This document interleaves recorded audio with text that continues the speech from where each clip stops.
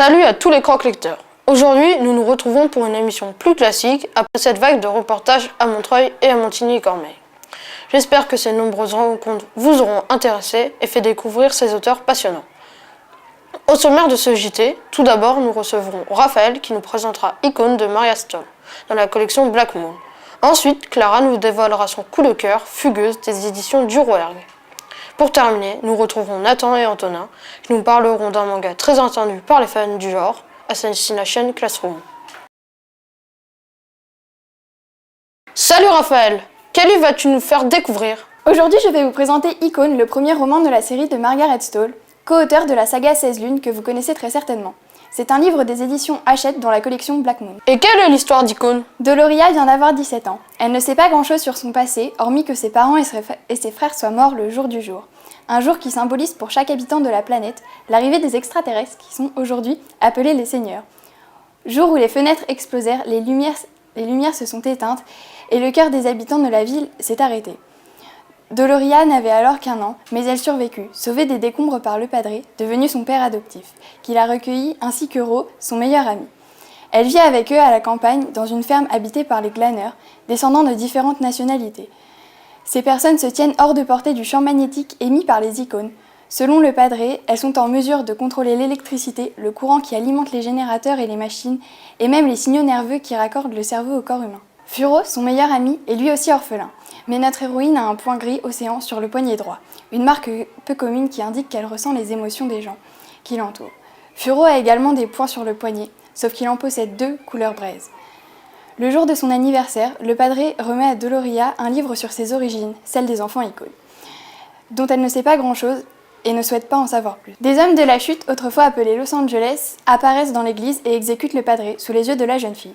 Doloria est alors enlevée et faite prisonnière. Intéressant, mais quel est ton avis sur ce roman? J'ai beaucoup aimé Icône de Margaret Stoll, qui est un roman de science-fiction et un roman d'aventure. On y découvre des personnages attachants aux personnalités différentes, tels que Doloria, qui est triste et discrète, Lucas, imprudent, Furo, qui est fort mais parfois trop impulsif, et Timora, astucieux. Ce qui m'a énormément plu, c'est le fait que l'histoire soit ponctuée de dossiers classés top secret, présents à la fin de chaque chapitre. Je trouve que cela apporte beaucoup au livre. Certains nous permettent de mieux comprendre certains événements. Quant à d'autres, ils nous expliquent les événements avant qu'ils n'arrivent. Des anticipations troublantes y sont parfois présentes. Et parfois, ils nous permettent également d'avoir connaissance d'informations inconnues des personnages. De plus, les seigneurs qui arrivèrent sur Terre avec leur vaisseau ont pris possession de la Terre et changèrent le quotidien des habitants. C'est pourquoi on peut dire que ce livre appartient au genre à la mode, la dystopie. Car il expose un monde futuriste peu enviable, les seigneurs, aussi appelés les extraterrestres, obligent certaines grandes villes mondiales à demeurer dans un silence, comme Pékin, car ils n'obéissent pas aux nouveaux seigneurs. Ces villes sont alors désignées par l'appellation Cité muette. Lors de leur arrivée, les extraterrestres ont déposé 12 icônes dans les mégalopoles pour qu'il n'y ait aucune révolte ou agitation. On peut vraiment dire que les icônes sont pleines de mystères et qu'elles vont engranger beaucoup d'aventures pour les héros de l'histoire, Doloria et Furo, ainsi qu'à leurs amis, et ça également pour les tomes à venir. Le seul point négatif que je donnerai au livre est l'histoire d'amour ambiguë entre Furo et Doloria, qui est à mes yeux inutile et n'importe pas grand-chose au livre, mis à part un aspect comique dans certains passages. Pour finir, je dirais qu'Icône est un roman plein de rebondissements et de surprises, qui m'a beaucoup plu et je le conseille à tous. Ce roman de science-fiction où le monde est soumis au silence vous laissera sans voix. J'attends avec impatience le second volet, annoncé en juillet 2014 aux États-Unis. L'attente va être longue. Alors Clara, tu as choisi Fugueuse, mais peux-tu nous en dire plus sur ce roman? Bonjour à tous nos croque-lecteurs. J'ai choisi de vous présenter un roman que j'ai vraiment adoré. Il s'agit de Fugueuse, publié aux éditions du Rouergue, dans la collection de ados.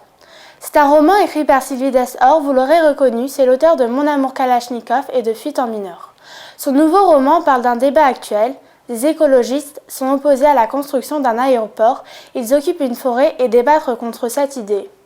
Peux-tu nous en faire un résumé pour nous faire découvrir l'histoire? Lisa et Jeanne sont 2 meilleures amies mais que tout oppose. En effet, elles ont des caractères totalement opposés et différents. Pourtant, la même colère gronde en elles. Lisa contre ses parents qui acceptent tout et Jeanne contre la société de consommation. Un jour, elles décident de s'enfuir. Elles vont rejoindre des opposants écologistes à la ZAD, zone à aménagement différé. À Notre-Dame-des-Landes, près de Nantes, elles vont soutenir les militants opposés à la construction d'un aéroport qu'ils ne pensent pas nécessaire. Elles ne connaissent ce lieu que grâce aux images vues dans les médias. Là-bas, elle rencontre Brit, une vieille militante qui, elle aussi, dans sa jeunesse, a fugué de chez elle pour changer le monde. Celle-ci va aider les deux amis à s'intégrer à la ZAD et à construire leur cabane pour y vivre. Le grand jour approche, la manifestation de solidarité. Au campement, tout le monde s'active. Ce jour-là est un jour particulier, un jour que Lisa et Jeanne attendent impatiemment, mais aussi qu'elles redoutent. Un grand cortège humain défile et milite contre la construction de l'aéroport. Pour les deux amis, c'est leur façon de se révolter contre la société d'aujourd'hui. Lisa et Jeanne sont sur un petit nuage, heureuses de voir toute cette solidarité. À la fin du concert, il fait nuit et la plupart des manifestants sont rentrés chez eux. Loïc, un jeune opposant, leur annonce que les CRS vont arriver et qu'il faut se préparer, la lutte va commencer. Les militants vont-ils résister face aux CRS? Que vont devenir Jeanne et Lisa? Comment vont-elles s'adapter? Resteront-elles les meilleures amies du monde? Une fois de plus, ce titre de la collection dos à dos m'a l'air intéressant. Qu'en as-tu pensé? J'ai adoré le roman Fugueuse. Ce roman est écrit par Sylvie Deshors et provient de la collection dos à dos que nous adorons aux éditions du Rouergue. Fugueuse est un roman inspiré de l'actualité et dont on entend parler régulièrement dans les journaux télévisés. La couverture, qui est une photographie, nous plonge dans l'univers des deux amis, c'est-à-dire la nature et sa protection, la cause de leur engagement. Tout d'abord, j'ai bien aimé le genre littéraire de roman Fugueuse. Celui-ci est un roman tranche de vie qui aborde l'écologie. Ainsi, les militants luttent contre la construction de l'aéroport et construisent des cabanes faites en matériaux de récupération. Ensuite, la solidarité qui lie tous les opposants écologistes m'a beaucoup plu. Elle nous laisse rêveuses dans notre société si égoïste. En effet, ils se soutiennent tous lors de l'attaque des CRS. Mais aussi, c'est la solidarité qui a permis que la lutte dure et qu'à l'heure actuelle, l'aéroport ne soit toujours pas construit. Enfin, ce roman nous plonge dans la vie collective à la ZAD. Ainsi, Lisa et Jeanne participent à des tâches collectives au campement où elles s'intègrent grâce à l'aide des autres militants. À présent, intéressons-nous aux personnages principaux, Lisa et Jeanne. Commençons par Lisa. Si pour la décrire, je ne devais utiliser qu'un adjectif, je dirais qu'elle est révoltée. En effet, elle ne supporte pas le fonctionnement de la société. Ce qu'elle veut, c'est d'être libre. Ensuite, elle est courageuse. Ainsi, elle n'a pas peur d'affronter les CRS et de fuguer. Enfin, Lisa est plus robuste. Elle coupe du bois et la vie dehors lui convient parfaitement. Mais sans le soutien de son amie, elle ne serait pas venue à la ZAD. Maintenant, parlons de Jeanne. Pour définir Jeanne, je dirais qu'elle est rêveuse, pleine d'espoir. En effet, elle rêve de sauver la planète, désire une vie plus en contact avec la nature. Elle ne supporte pas quand les zadistes coupent des arbres. Ensuite, elle est toujours de bonne humeur, drôle. Ainsi, elle est toujours prête à rire. Enfin, Jeanne est courageuse. Ainsi, elle fugue avec Lisa. Mais elle n'est pas aussi forte qu'elle. En effet, elle craque face à la violence des CRS. En effet, elle semble plus hésitante, ayant encore du mal à prendre son destin en main. Pour conclure, Fugueuse est un roman ancré dans la réalité d'aujourd'hui. Sylvie Deshors nous fait découvrir une lutte importante et mal expliquée par les médias. J'ai adoré ce roman et je vous le conseille vivement. Alors les gars, vous avez lu un manga très attendu. Pouvez-vous nous le présenter? Bonjour chers rock lecteurs. Aujourd'hui, je vais vous présenter un fabuleux manga, Assassination Classroom. Il s'agit d'un des nombreux parus dans Shonen Jump, le magazine de prépublication le plus connu au Japon et dont sont issus tous les titres majeurs actuels comme Naruto ou One Piece, pour ne citer que. Ce manga est l'œuvre de Yusei Matsui et édité par Kana. On dénombre 2 volumes en France et 7 au Japon. Alors, quelle est l'histoire de ce shonen? Tout commence dans le collège de Kunugi-gaoka. Dès la première page, on remarque que le professeur a une apparence pour le moins étrange. Puis, tous les élèves se lèvent. Une arme à la main, un des élèves s'écrie « Nous sommes des tueurs » et notre cible à abattre est notre professeur. La situation est bien évidemment anormale. Nous découvrons, grâce à un flashback, que le professeur est en fait un extraterrestre capable de détruire la Lune. Il n'en reste plus que 30%. Il prévoit même de faire sauter la Terre à la fin de l'année scolaire. Vous demandez sûrement comment il se fait qu'aucune personne ne soit parvenue à le tuer. La réponse est très simple. Cet alien se déplace à une vitesse incroyable, à Mach 20. Il a donc choisi d'être le professeur principal de la classe E du collège. Les élèves ont alors pour objectif de le tuer pour sauver la Terre. Ils se demandent s'ils peuvent le faire jusqu'à ce que l'agent Karasuma leur annonce qu'il y a une récompense de 10 milliards de yens à la clé. Ce prof prend plutôt au sérieux sa tâche de professeur et aide ses élèves de la meilleure façon qui soit. Seulement, cette classe est appelée la classe des épaves. Nagisa, un élève, se retrouve à discuter avec Terasaka qui désire absolument la récompense. Par conséquent, il donne à Nagisa un objet qui a l'air de contenir des billes capables de tuer ce monstre.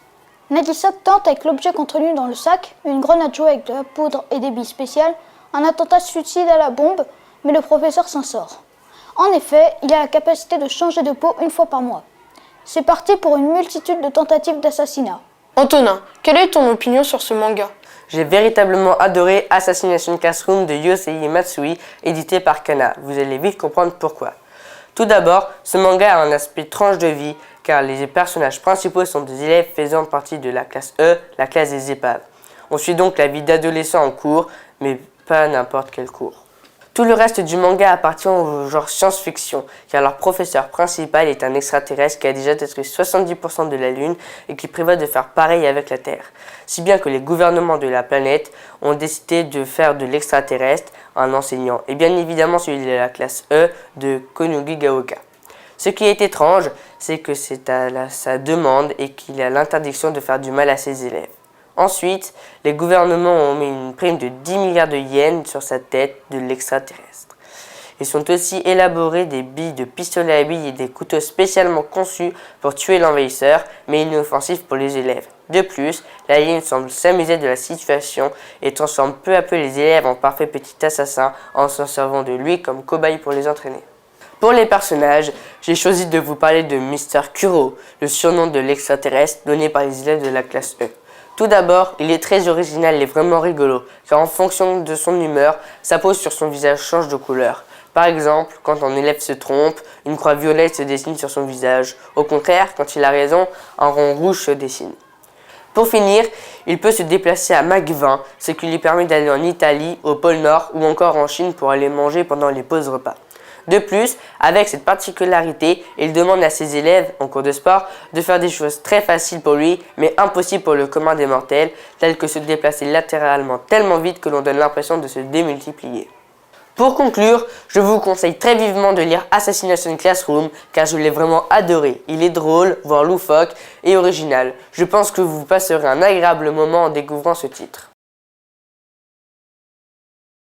Ce numéro de Croque Lecture est déjà terminé, car toutes les bonnes choses ont une fin. Vendredi prochain, comme chaque semaine, vous pourrez encore nous retrouver pour un autre numéro. N'oubliez pas que vous pouvez suivre notre actualité sur nos différentes pages. Maintenant, vous pouvez même nous retrouver sur la page Google+, de Croque Lecture. Allez, bye!